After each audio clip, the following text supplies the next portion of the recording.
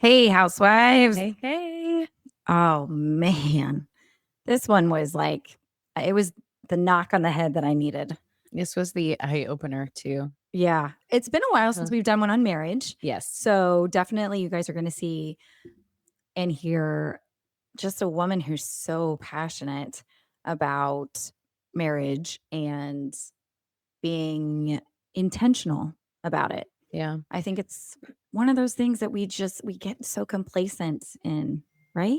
Well, and I think it's not just the intentional complacency that is like that, it's the in-depth, like working on your marriage at all times, whether Yeah. it's 2 years in, 10 years, 20 years, 30 years, it is we just become habitual humans where we're roommates and we're parents and every now and then we'll go out for a nice dinner. But are you really like having fun and in love and being intimate and all the things with your spouse? Yeah, and just the visual of being magnetic versus Yeah. repellent, That like, was good. that was so good with Cristie, and I know I mean, we've got kids, we're middle school now, and you've got one who's last year of high school all the way down to elementary, and, like, you have to obviously, you've got 4, I've got 2, and a majority of our time is spent doing the things with the kids, for the kids, Yep. In a car. in a car,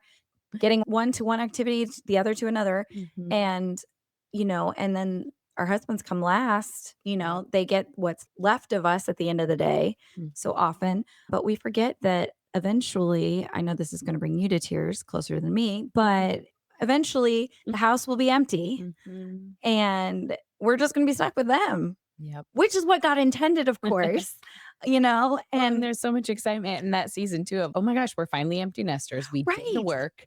We raised Yes. these incredible kids. We want to be able to follow them, go to their things, and Yes. be happy with our grandchildren. But if we're not happy, Right. That it's then what was it all for? what was it for? Exactly. And I What think Cristie did an amazing job giving our listeners a glimpse. We've obviously talked to her a couple times, and I've logged on and subscribed to some of her freebies on her website. And because I'm always reading and learning about, marriage and parenting and all the things. But what she teaches, she's certified in, but marriage is what we focus on, but it's also on relationships. And it Mhm. can help every relationship, that you're involved in. And so we just encourage you to listen in, check out our Facebook group, and just be encouraged. Yeah, absolutely. So this is for the one who wants to save their marriage. Enjoy. Hey, housewife. Hey, hey, welcome back. Welcome back. We have a phenomenal episode for you in our series You Are Not Alone.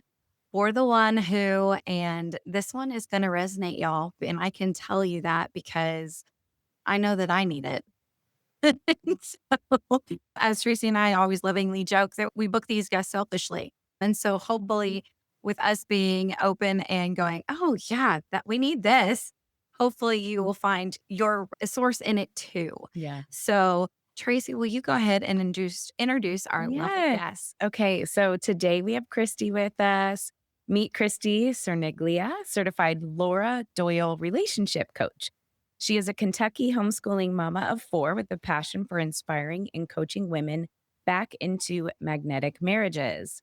Rusty and Cristie have always had a happy marriage, but somewhere in their incredibly blessed 30 years, it all started to feel lonely and distant with more nitpicking than playing.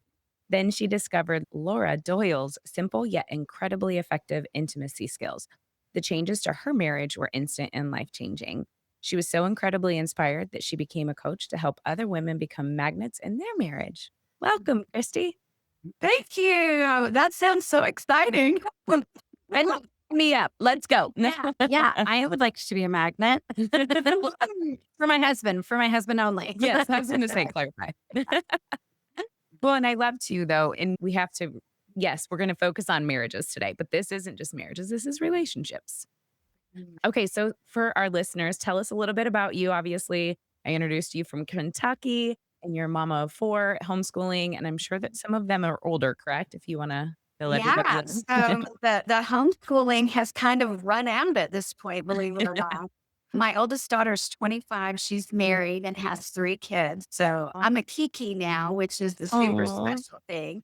And then we have two daughters in college, and our son is the youngest. He just started his sophomore year of high school yesterday. Oh my Wow. So we're gosh. doing all the things. Yeah. Yeah.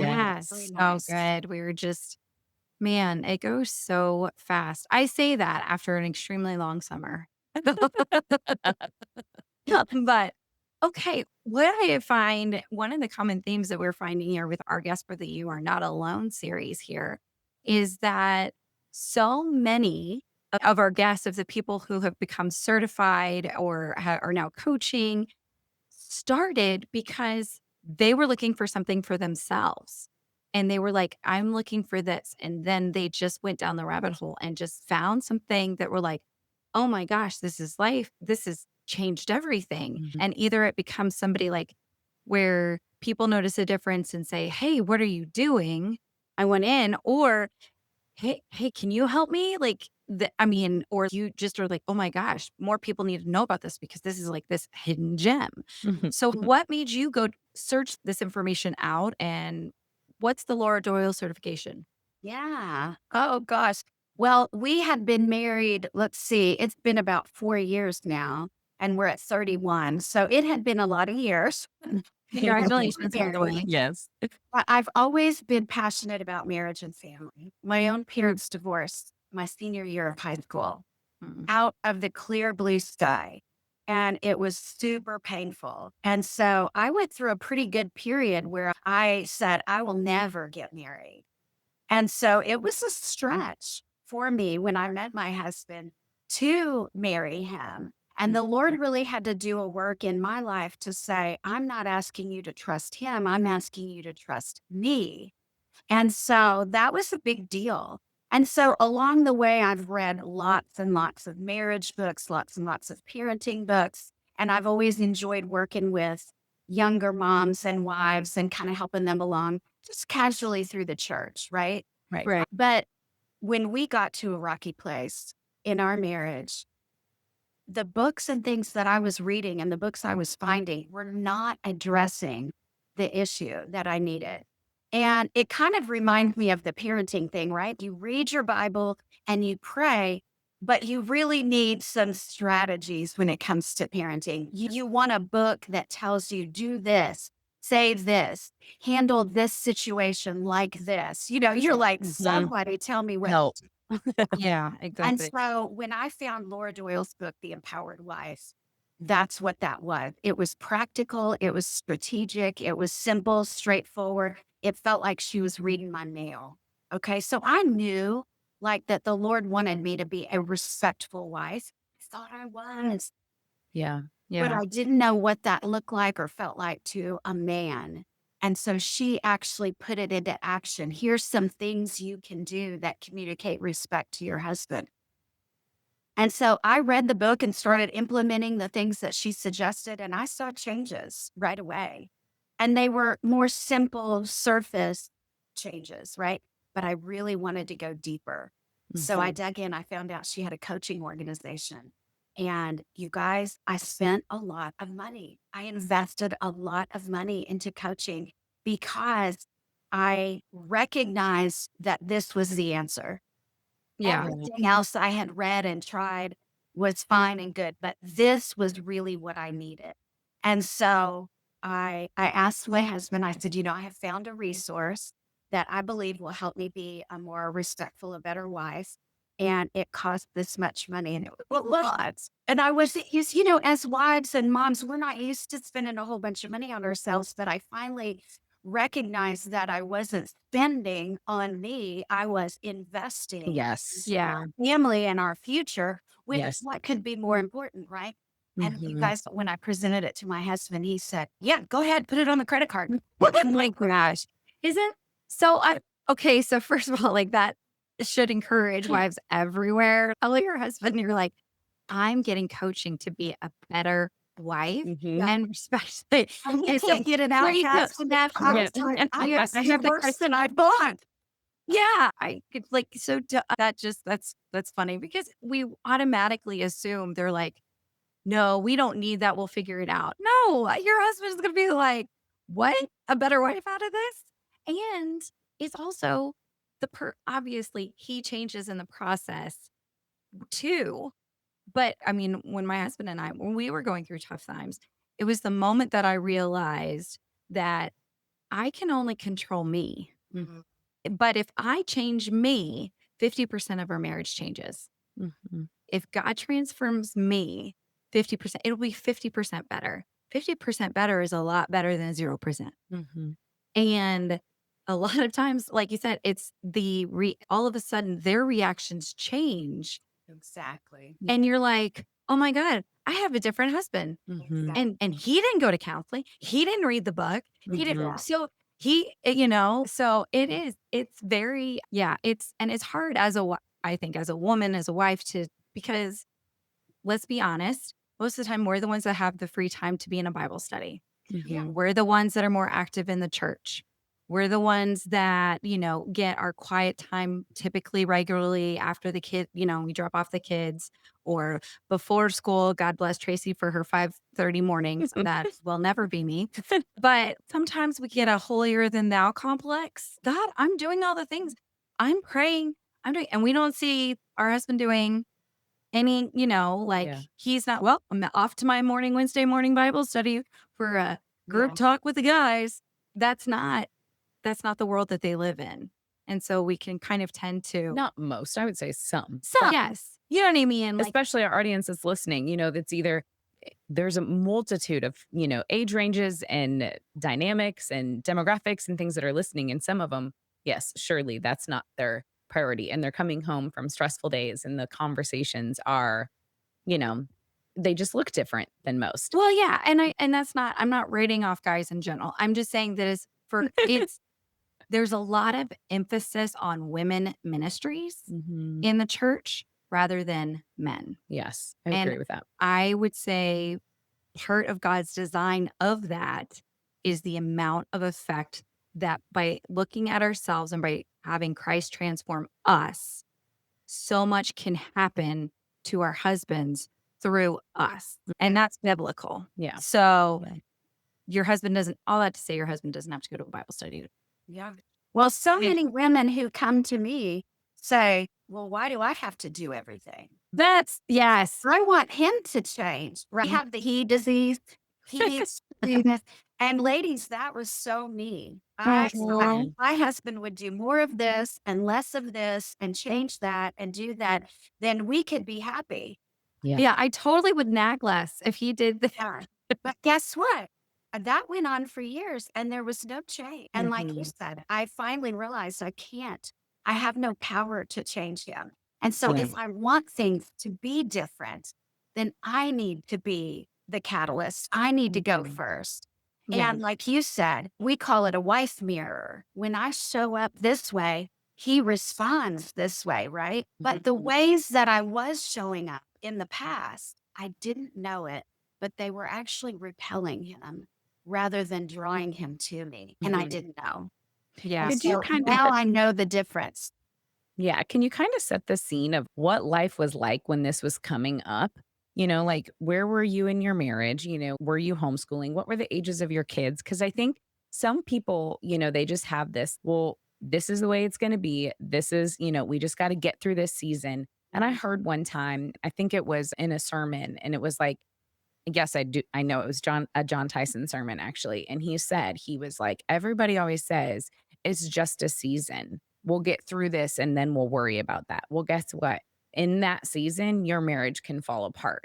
So he said a season can make your marriage or it can break your marriage. And it's something that we can't just keep saying, well, this is the season that we're in with this, with our kids or this. Your marriage has to be, yes, we understand there's times that you don't get to go on dates as often or go on a vacation, but there's still intentional time of communicating and building that relationship and intimacy so that it can withstand those hard seasons. So, can you just kind of set the scene of what that was, what you guys were going through? Yeah, I agree with you so much. There are harder seasons when it comes to the ages of the kids and things like Mhm. that. And the skills that I teach aren't about having more date nights. They're Yeah. about the day-to-day interaction, and that's where I was going wrong. And so I can just tell you that there was a lot of complaining on my end which I would have never said that I was a complainer. I would have said, no, I'm a super positive, happy person. I didn't recognize the complaining for what it was. And when I learned how to actually express what I wanted, then the complaining stopped.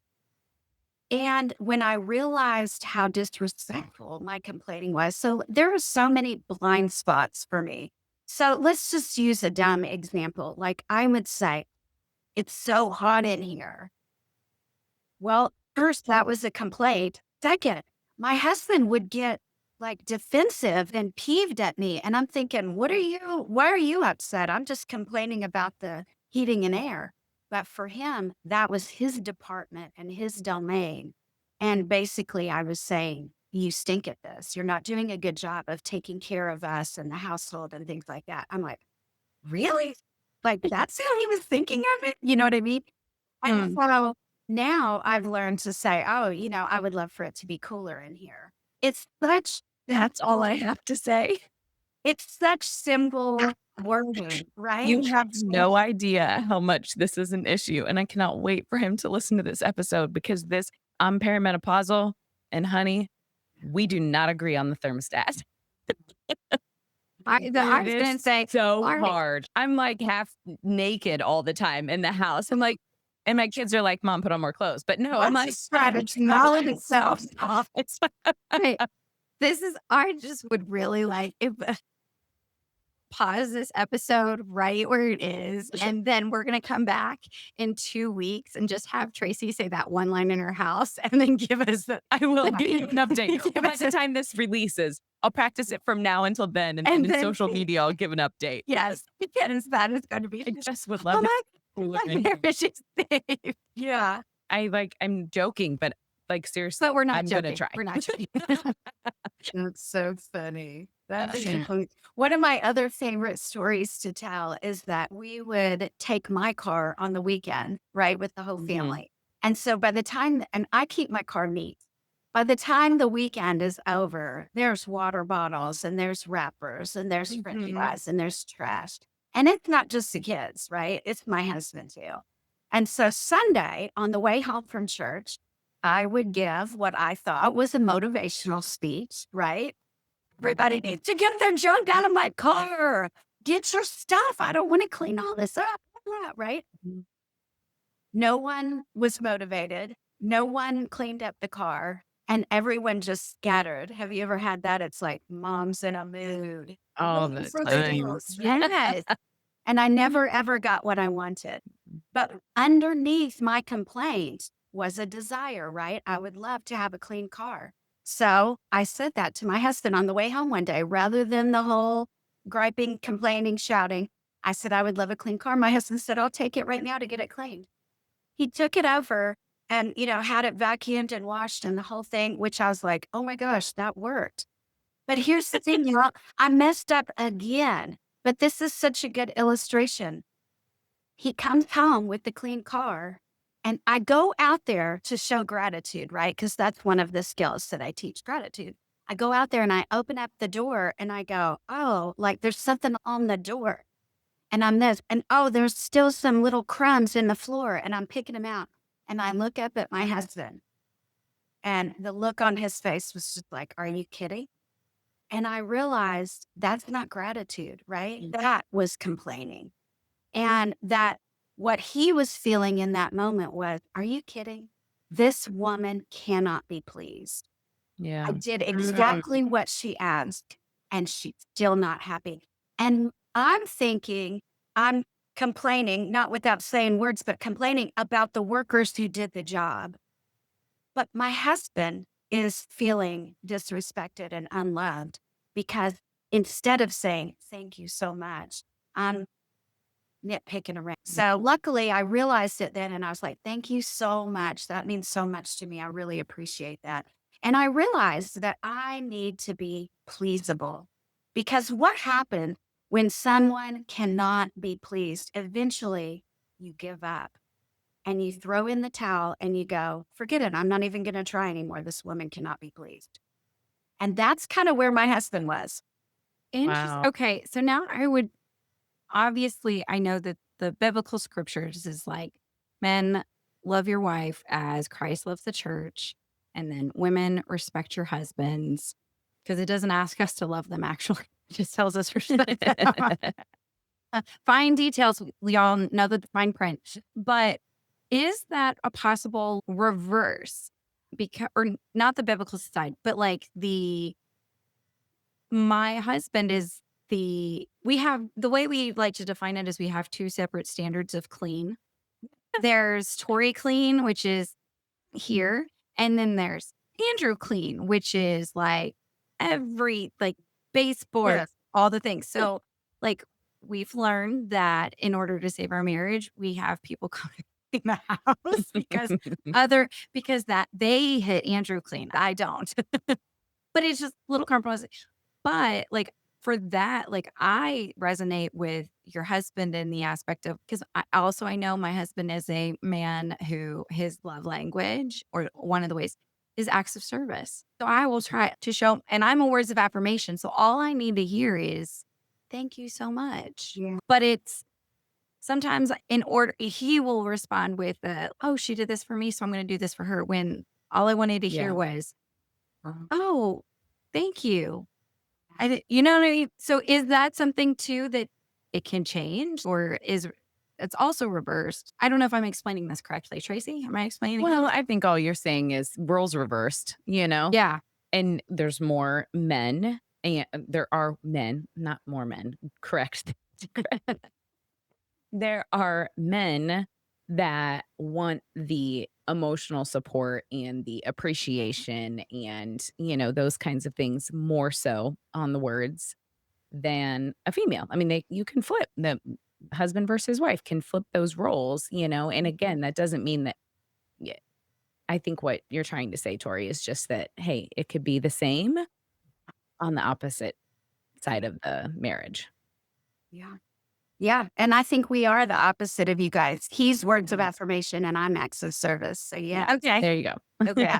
But one of the things I talk to my clients about is it's interesting to know our love languages. And yet, I want to challenge you to receive love in all the ways, right? Sometimes we Mhm. blow off the love that doesn't fit our language, but don't do it. Like when during the times when I was feeling so lonely and unloved, honey, there was love everywhere. And it just wasn't coming in the form that I so desperately wanted and was focused on. And shame on me, right?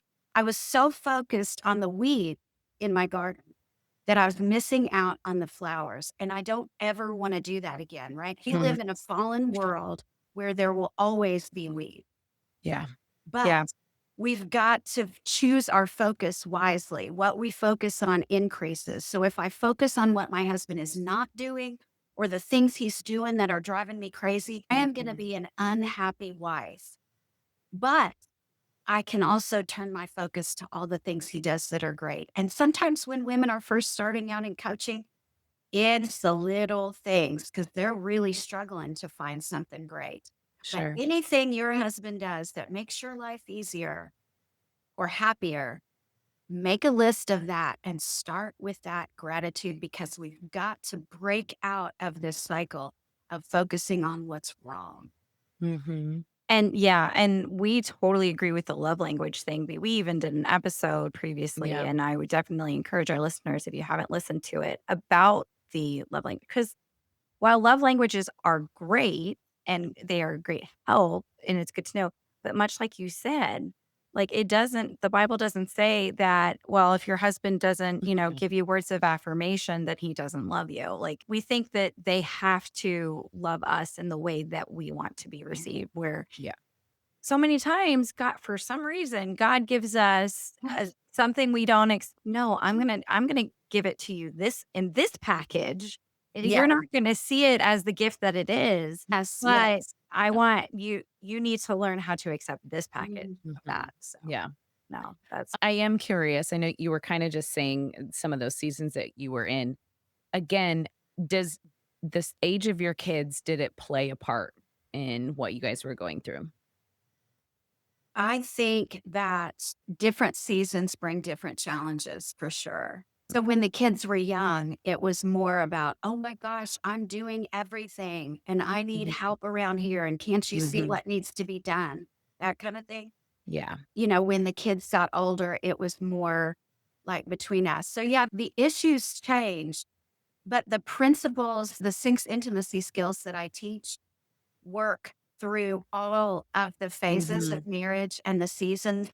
And they not only, like you said in the beginning, they not only are relationship skills for my marriage, but they're relationship skills for with each one of my kids, right? With their individual personalities, for my relationship with my mom, my brother, my coworkers, my Mhm. friends.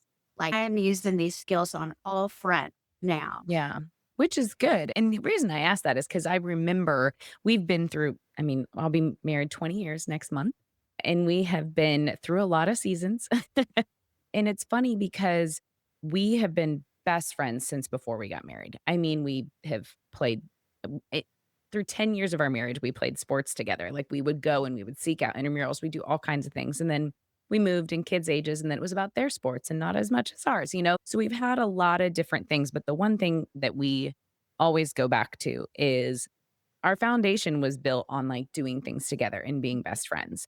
And so we try to just even find the littlest things that we can do together. I mean, even playing cards, like playing games, like we just, we try. But through the seasons, we've noticed when the hardest part for both of us is when we're just not getting time together, like, just to have fun and just be that individual, Yeah. boyfriend and girlfriend or, like, just that Mhm. having fun because that's who we are. Like, that's when we're at our best, like, we're great parents, we love our kids, but when we get in these seasons and we're in the teenager season right now, and so that is a whole nother level because the amount of just the Hormones? well, yeah, and throw moms in there too. But it's also just the emotional support that needs to be there, the physical tasking of, like, staying up late, because their hours are different, the driving, the being in the car, the being away from each other, not being home. There's so much imbalance there. But just like you were saying earlier, the reason I was asking this is because, yes, when I was home 100% of the time with littles, it was hard, right? When he would come home, it was just like, I wanted that part of him to just embrace and have fun with, and then the kids were all like, "Daddy's home." And then you hit the part where the kids are kind of, oh, they can go have a play date. They're not as involved in sports. And then I got into a career myself and became, an entrepreneur. And so then I was pouring into that. And it's just you go through all these seasons. And the one thing that you were talking about though is just the foundation and that's just a part of what we've had some friends that have gotten divorced and we've had lots of conversations. And it's when the foundation changes is when, or the foundation isn't stable, let's put it Mhm. that way, is when we see it fall apart. And so I do want you to continue with that, like just the pillars that you've, talk about, if you want to Mhm. just give a brief highlight of what that looks like for someone to then say, yeah, my foundation is a bit off or I'm on the right page. I love what you said about fun being the foundation because many couples, they lose the fun, right? They lose all that attracted them to each other in the beginning has now gotten buried underneath the bills and the mortgage and the job and the kids and the stress, right? And so we can't even see each other anymore. Like, where's the guy I fell in love with? And he's thinking the same thing about me, right? Mhm. And so I love that you're making that a priority because fun really is a priority. And so for a lot of women, we lose it, right? We throw ourselves into being this ideal mom and wife and things like that. And we lose what brings us joy. And so one of the first things that I have to work on with most all of my clients is self-care.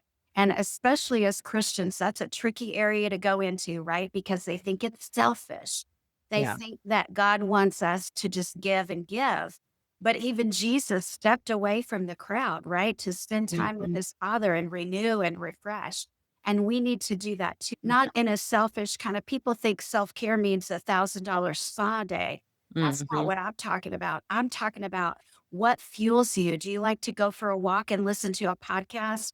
Do you like to take a bubble bath? Do you like to read mystery novels? Mhm. Whatever you enjoy, but make sure, ladies, that you're taking some time for yourself to get some joy.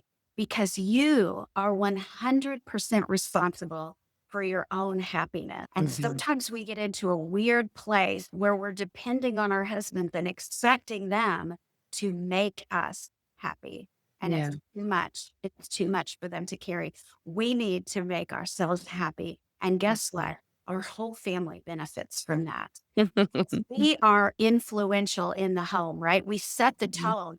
That's why they say if mama ain't happy, nobody. Nobody happy. Yeah. But we need to come. We need to bring the joy. We need to bring Mhm. the energy. And the only way we can do that is if we put our own oxygen mask on first, right? So, Yep. what are the things that you enjoy and how can you plug them into your everyday life? And like I said, it doesn't have to be a 2-hour thing, it could be a 5-minute thing, but make sure that you're taking care of yourself so that you are at your best Mm. when you go to take care of your husband and your family.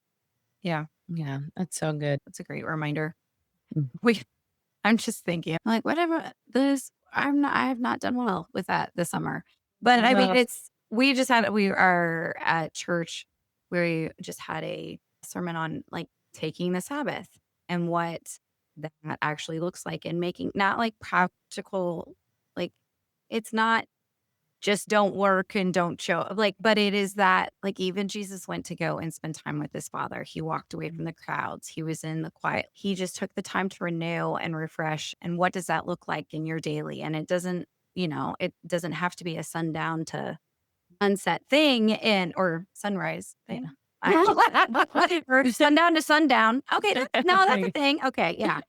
And so it's just a matter of just finding those moments of Sabbath of, okay, God, like this is where I just set myself before you. And it's just, you're my source of joy. You're my source of, but the reminder of that our husbands, because I remember in the early days of my marriage is that I would take on the emotions of my husband as far as that if he was frustrated at work and it could be a complete, have nothing to do with me, Right. I would personally take it on myself. Oh, I'm doing something wrong. What can I, Right. and so, I mean, even in the small habits, like I will ask, like, if I can tell, he's stressed out or anxious or something, like that. You can tell when your husband is not in the right headspace. I just go, is this me related or is this work related or is this something else related? And then he can go, no, I'm just thinking about stuff with work because their brains are Always. always Yeah. going. And I would think it was a personal attack on, I would take it personal. Like, ah, this has nothing to do with me. I'm just going to let this go, Yes. and instead of taking everything personally, Yes. that was such a game changer for us when I realized, oh, every mood it's not Yeah. because I didn't do this, Yeah. yes. That's so common. You are not alone. And we talk about staying on our own paper, and staying on my paper means that I don't even try to manage his moods or his reactions or his words or his activities or his free time or any of those things because control is a repellent, Yeah. right? And So so, so scheduling can we call them play dates for your husband? Oh, he needs to go hang out with friends.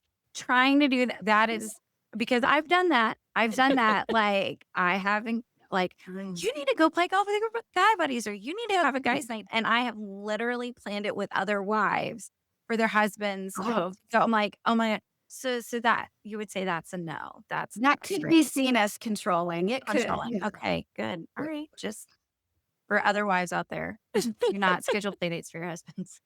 That's Yeah. hilarious. I do think though, in light of it, sometimes they just need that push to just stop working or to just stop being so in this zone and like just get back to that zone. You can suggest it. Yes. But I think part of respect is realizing that we have married these smart, capable, grown men who really can handle their lives and treating them like that rather than micromanaging and so yeah, one of the repellents that I was famous for in the bad old days was that my husband runs a roofing business. I don't know anything about roofing, but I can be a know-it-all at times. So he would come home from work and start telling me about the day, right? And I mean, I had opinions about everything. Well, you should do this. Well, you should try that. Well, you should have said this. Why did you do that? All of these opinions and criticisms and things like that. I didn't recognize them as that. And his conversation went down and down and down. Now, the women who come to me, one of their main things is, I want him to talk to me more. Mhm. Well, we've got to turn off all the opinions and everything and just be an active listener. So now I use a 3-word cheat phrase, and it's, I hear you. I'm not agreeing. I'm not disagreeing. I'm just witnessing his thoughts and feelings. And I can get that man to talk forever now because he knows he's safe with me. I'm not going to criticize and say, why'd you do that? And give him that look. You're an idiot. Yeah. That I used to give him all the time. And I don't have opinions as if I'm the, smartest person in the world. I just listen and go, oh, I hear you. And then at the end of it all, usually what I end up saying is, wow, that sounds really tough, but I know that you'll handle it. You've been running this business successfully for 25 years. I'm not worried, you Yeah. know? That's And standing behind that him is so like, good. you've got this. You're Yeah. smart, you're capable, you've got this. That's good. Yeah. My weak zone, as you were just talking about that, it's so funny that it's just like you said at the very beginning, the impact of what your words are doing when you don't know it. So now Yeah. that we have teenagers, it's kind of funny sometimes. They're hilarious. They can go back and forth. My husband is very sarcastic, like always picking on all of us, you know. And last night we had this moment where I don't even remember what it was about. He and I were literally playing cards and our kids were sitting there and we're just like all hanging out. And part of my oldest said something and I jumped on the bandwagon and we were picking on him. And I was like, oh, you can make fun of everybody else, but we can't make fun of you. And it shut him down so fast. And it wasn't, and he even said, he goes, so now you're making me look like the bad guy. I'm like, wait, no, that's it. Oh, like I wasn't doing that. But I was playing along and it wasn't a spot for me to like really jump into. And I do that way too much. Like I join with the kids on picking on him when it's like their thing. Yeah. And I need to just not. So it's funny. I figured that out last night and I was like, maybe I do need to stop doing more That's of that. beautiful. Awareness is the first step, right? We have to become aware. Well, because he said, well, you're making me look like the bad guy. And I was like, oh, I'm not trying to do that, Mhm. and it really wasn't. Yeah. But Yeah. yeah, I Yeah. definitely I can relate to this so much and I appreciate your conversation because I need to be more aware because you've been together for so long. You feel like you can say Mhm. stuff and it is the joke about the thermostat. Okay, maybe I am really making him feel it's usually like we go back and forth about it because it's, the cost of AC right now and all the things. But I'm like, I literally am like, I I'm different than him. He can sweat like no problem. I can't sweat unless I'm like in a sauna for an hour. Like I'm just not a sweater person. So when I get hot, I'm a hot, because I can't release it. My body doesn't sweat, so I can't cool down. And so it's like that's a thing. And so I do need to be like more, I really do wish it was cooler in here. Like I do need to be more like sweet about it. And then maybe he would respond. Yeah. Yeah. We definitely get into habits. And I say this, and husband says that, and I say this, and husband says that, right? We call it the Yep. dance. Yep. And so somebody's got to change the dance. And Mhm. so when we first start practicing these skills, our husbands can be a little thrown off guard and maybe even a little suspicious. Hey, what's happening? This isn't the usual dance, right? And it takes them a while to get used to the new way and be like, oh, she really is like making changes. Oh, wow, this is fun. And start to trust it. Yeah. But it's so fun to change up the dance after being Yeah. married for so many years and start into some healthier and more fun, right? Rather than the old worn out ways that just are habitual, right? We're not, Yeah. like you said, we haven't thought about it. We've Yeah. just, you know, we've just reacted. And I want to encourage us to take a pause and respond intentionally with what we're wanting to create. So I tell my clients, you're standing at a fork in the road when this situation comes up, and you need to think of your options and where they're going to ultimately lead, right? Because you've told me that you want to create a playful, fun, passionate, connected marriage. Okay. And there's a way. But you also have your natural flesh response, right? That wants to snap off and give him a piece of your mind, right? We all have that. But where that is going to take you to the same old place where you've been going. Right. So let's experiment with a new way and get to the new, that playful, fun, connected marriage that we all want. Yeah. We, my message is we as women can get there. We can create that. So my tagline that I love is get the marriage you always dreamed of with the man you already have. Yeah. Right? Because Yeah. the lie is out there. The enemy is out there Oh my telling you gosh. that you Yes. can have the marriage you've dreamed of, but it's just not with this guy. You need this other guy. Guys, right? We're all flawed. Yeah. And it's, it's the old joke, of the person that's been married 5, 6 times. And you just go, at what point do you realize the problem might be you? I mean, just like The problem is all of us. the problem is all of us, but it's like as soon as we become responsible for ourselves, again, Yes. the account, like I can control me. And Yes. again, it comes back to me, and God can work through me Yes. and my relationship with God. It goes my relationship with God, then my relationship with my husband. Then let's remember the children are down here. I think that too is definitely a lie that from the pit of hell that our children are the center of our world. Like that this is, everything revolves around them. And if you ask my girls, we go, what's the hierarchy in this house? Oh, God, mom and dad, and y'all are down here because y'all are going to leave the house and we are going to stay together until death do us part. And so that's there for a good time period is seeing the trends like you experienced as a high school senior is let's keep it together until the kids get out of the house. Let's just stay together for the kids and then it'll be easier. No, it's never easier. Like it's almost more shocking for the kids when they're older because then they're like, wait, what?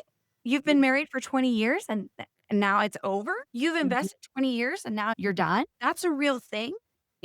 I mean, your story of being affected by that of just, I'm never getting married. And it wasn't because you saw somebody just short term get married. And then, no, it was they invested 20 years of their life. And then it was like, we're done. I mean, I pray, and I would love to encourage our listeners that yes, there are biblical reasons for divorce. There are definitely justifications. However, Jesus can resurrect anything. Amen. I mean, from the dust. Yes. It is never over until actually it's never over. How about that? Until we reach the other side. How about this until we reach eternity? Yeah. Because I do find we are in an instant gratification world. And we do find, the lie is, well, I can be happy. I don't have the butterflies anymore with this guy. So, but I can, ooh, this looks real fun. Being loved on and love bombed and all of the things. This would totally work. That's what I need. I need just the romance again. But God never promises us that. Never promises us that. And it's just sometimes, it's going, okay, I can be satisfied in this space because all I need is God. All I need is God. My happiness does not depend on my husband. My husband can be like, but I am in this covenant with this man until death do us part. And God can provide all my needs, whether or not my husband is. And because I think, and I know I think it was President Reagan. Somehow I always bring politics into all of our episodes. I think it was President Reagan. He's the one that started the no fault divorce. Mm. Towards the end of his life, he said that is one of the biggest mistakes he ever made was Mm. about divorce. Because Mm. it just made the process that much easier. And he goes, that is one of the things that I regret the Hmm. most. And it was, yeah, it was just because you could just say, well, we just couldn't make it work. And so you could call it a no fault divorce. I do think that has been a radical shift in our culture that the enemy won and just saying, no, you can't have a happy life. It's just not what the one you have. Yeah, Mm. sorry. It's Interesting. my own personal. Yeah. Oh, Oh, it's the I saying, the grass isn't greener on the other side. It's greener where you water it. And Yeah. I want to help women water the marriage they have because I truly believe that we can get back to that girl and that boy that fell in love and started dating. We're still here, right? Yeah. We just Yeah. got buried Yes. underneath the stuff and we need to be brought back to life and brought back out because Yep. it really is possible. And I Mhm. see it happen all the time.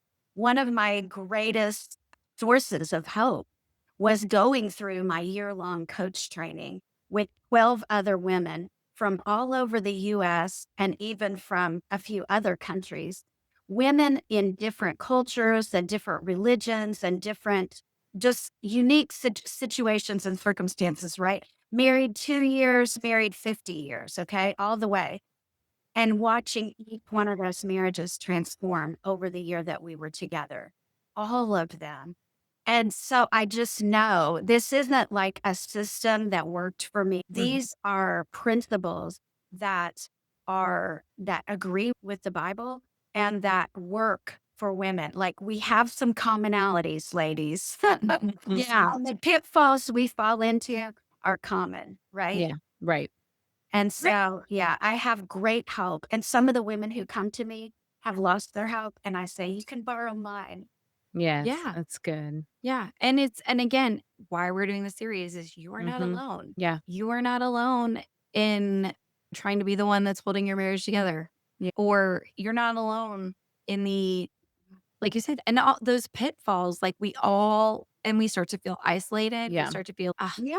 this is, and social media only makes it worse because Well, yeah, everybody's because showing it's the the highlight highlight reel. reel. Yeah, but it Yeah. is. It's one of those that it's, "Oh, they got a date night or they got to go do that. Why don't I get to do that?" And, well, what are you doing? Sitting there scrolling and probably not talking to your spouse, like Who's sitting across the couch from you? yeah. Right. So It's funny. The other day, I have a client who's a newlywed and she really just wants to get started on the right foot, which I loves, yeah. she was saying to me the other day that, oh, he used to be so romantic when we were dating and he surprised me and he did this and he did that.